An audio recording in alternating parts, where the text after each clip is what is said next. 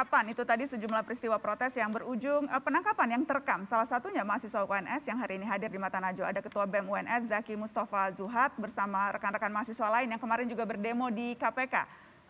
Selamat malam Zaki, terima kasih sudah hadir. Terima kasih juga teman-teman mahasiswa yang hadir malam ini di Mata Najwa. Saya juga mengundang Ketua BEM UI, Leon Alvindan Putra, yang juga sempat jadi sorotan akibat meme-nya terhadap Presiden Jokowi. Selamat malam Leon. Selamat malam. Ada juga teman-teman dari UI hadir di Mata Najwa malam ini, terima kasih.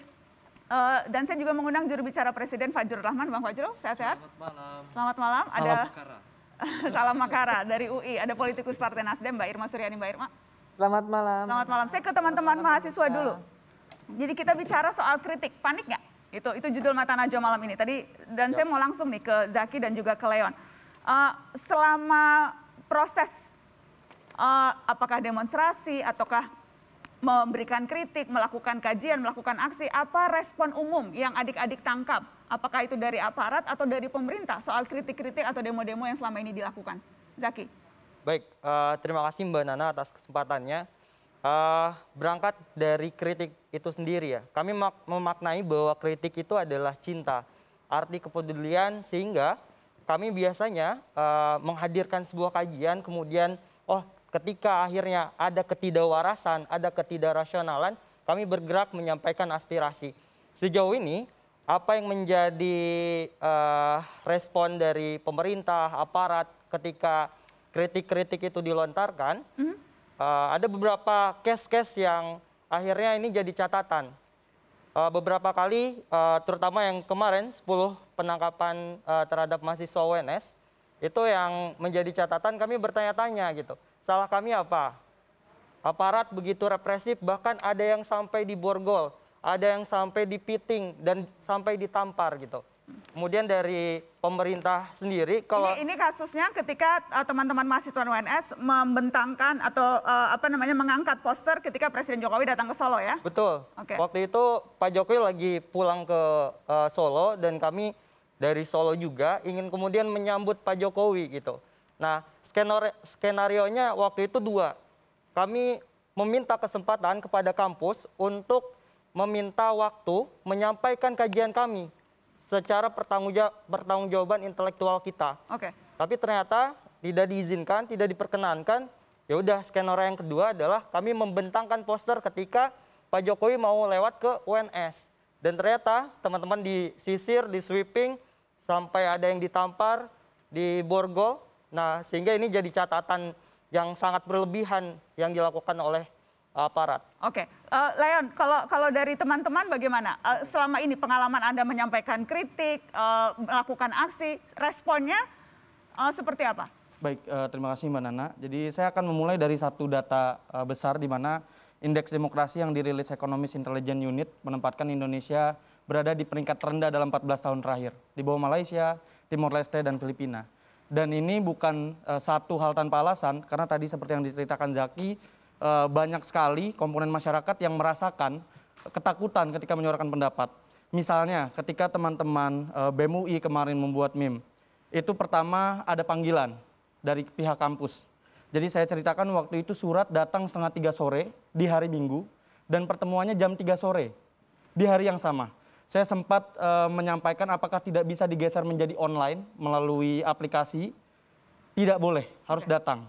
Kemudian saya minta lagi kalau begitu diundur besok Pak, di hari kerja. Karena sekarang hari Minggu dan kita di luar Depok. Tidak boleh. Itu yang pertama. Kemudian yang kedua yang sering terjadi adalah doxing. Bagaimana kita dikeluarkan gitu. Asal-usul keluarga, alamat rumah, dan lain sebagainya. Jadi intimidasi digital intimidasi, ya? Betul. Kemudian peretasan juga. Saat kita melakukan postingan lip service, pasca itu ada 5 pengurus termasuk saya yang mengalami peretasan. Baik aplikasi WhatsApp, Telegram, dan lain sebagainya. Oke. Kemudian ketika kita melakukan demonstrasi, ini saya salah satu yang juga menjadi korban penangkapan hari buruh. 168 mahasiswa dan pelajar ditangkap. Dan ketika kita tanyakan kepada pihak polisian kenapa kita dibawa ke Polda, alasannya karena itu hari buruh. Dan kita bukan buruh, kita mahasiswa. Maka kita tidak perlu mengikuti demo hari buruh. Oke, karena Anda bicara buruh, ada aktivis buruh juga di sini, Mbak Irma Suryani. Bagaimana Mbak Irma Anda melihat respon-respon yang diberikan baik oleh otoritas di kampus ataupun misalnya kita lihat aparat terhadap berbagai aksi yang dilakukan? Iya, terima kasih Nana. Jadi begini, saya selalu menyatakan bahwa pemerintah yang absolut itu pasti otoriter. Maka kemudian harus ada kontrol sistem yang efektif. Baik dari LSM sebagai wakil rakyat maupun juga dari kawan-kawan anak-anakku mahasiswa. Hanya saja kadang-kadang yang ingin saya sampaikan kepada anak-anakku mahasiswa, kalau ada apa-apa seharusnya tabayun dulu, gitu ya, tabayun. Kemudian baik ini kasus ke KPK misalnya, kenapa nggak tabayun kepada KPK? Kenapa nggak tabayun kepada Presiden? Kenapa nggak tabayun kepada Kapolri misalnya seperti itu? Kenapa tiba-tiba menyampaikan ultimatum? Nah itu yang saya nggak setuju di situ, ultimatumnya yang saya nggak setuju. Kenapa? Karena ultimatum itu tidak demokratis, itu pemaksaan kehendak. Kalau kita bicara demokratis anak-anakku, maka ada 3 hal yang harus dipahami. Yang pertama, demokrasi itu harus menafikan HAM.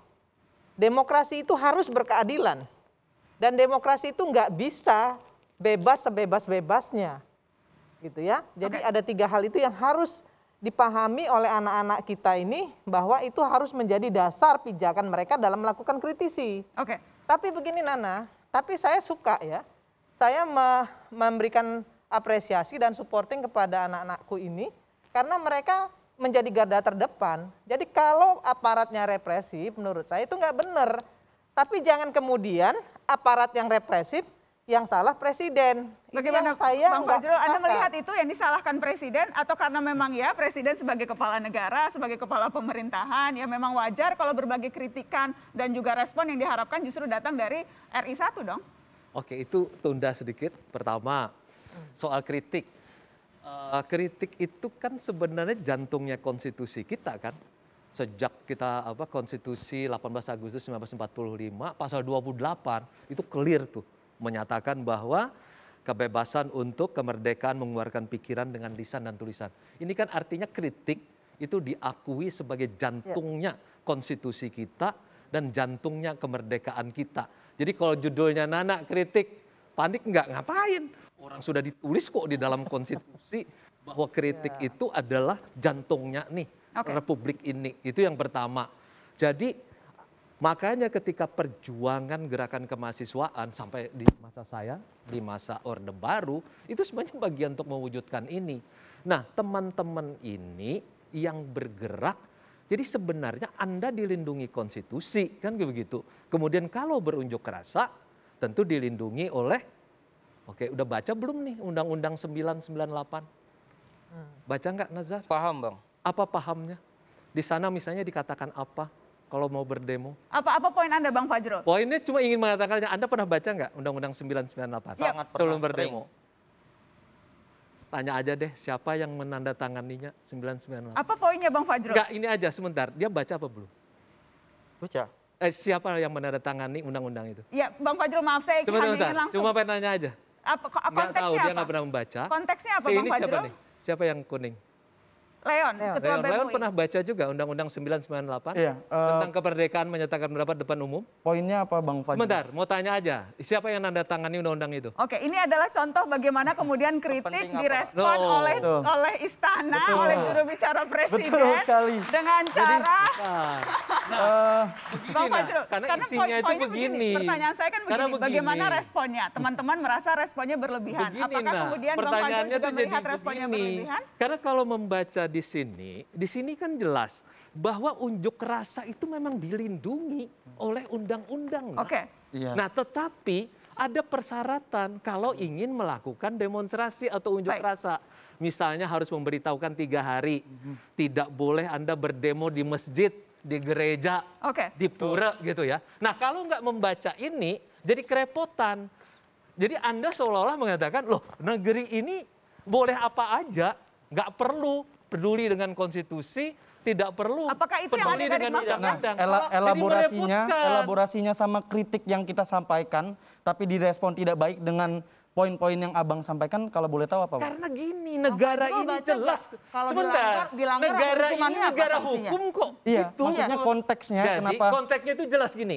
Kalau Anda ingin melakukan kritik, kritik itu dilindungi oleh konstitusi kita dilindungi oleh undang-undang. Oke. Nah, kalau Anda Bang tidak Fajrul. membaca ini, ketika Anda Bang melakukan Fajrul, maaf saya sesuatu, potong. Bagaimana kalau misalnya undang-undang itu kita terapkan di apa yang terjadi pada adik-adik UNS? Ini tidak berdemo Nah, loh, makanya cuma tadi saya berdiri di nanya. pinggir jalan, Makanya tadi saya nanya. membawa poster bertuliskan yang terhormat Nah, Presiden Jokowi. di sini, Nak, kalau konteksnya itu bagaimana? di sini disebutkan Anda harus tetap memberitahukan kepada pihak keamanan, kepolisian, setidaknya 3 hari sebelumnya. Memberitahu Itu bahwa jelas akan kok. Kalau berdiri di dilanggar hukumannya apa Bang di situ? Bang Di sini Fajrul ada baca di nggak? bagian belakangnya ini Enggak, disebutkan. enggak. Saya mau tanya, Bang Fajar baca nggak? Kalau Di itu sini dilanggar, disebutkan syaratnya kok. diapain? Sanksinya Sanksinya diapakan? Nah, ini kita bacain aja ya. Ditangkap? Bagus nggak? Ditampar? Kalau kita- Tidak kan? Iya.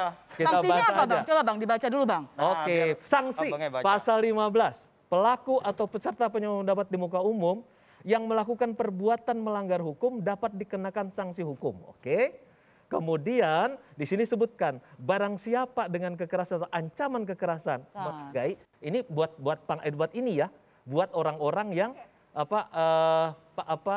namanya aparat. Di sini jelas kok yang disebutkan bahwa Sanksinya ada itu ancaman. dibubarkan, Bukan bukan ditangkap. dipukul, ditangkap, kalaupun itu dianggap tidak sah. Ya, tapi banyak juga pengalaman kami, aksi yang sah yang memberitahukan pun masih juga. Dan alasannya kan teman-teman tadi BEM UI bukan karena tidak memberitahukan, karena mereka mahasiswa ikut aksi buruh, jadi tidak boleh. Dan saya ada di situ. Dan mereka sejak awal dipisahkan dari masa buruh karena mereka mahasiswa.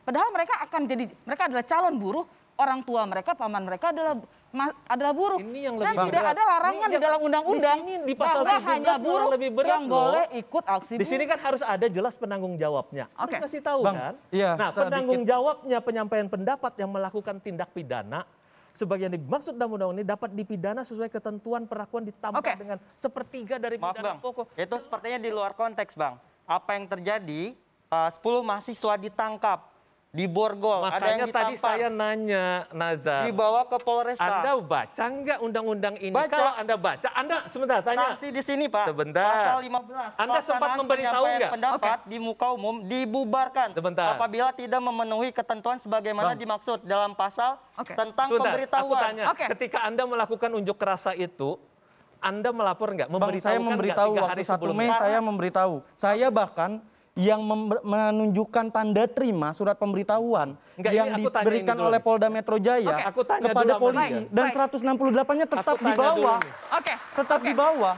Oke. Aku tanya dulu. Kita akan dengarkan jawabannya setelah pariwara, tetap di Mata Najwa, kami kembali sesaat lagi. Nah, itu kan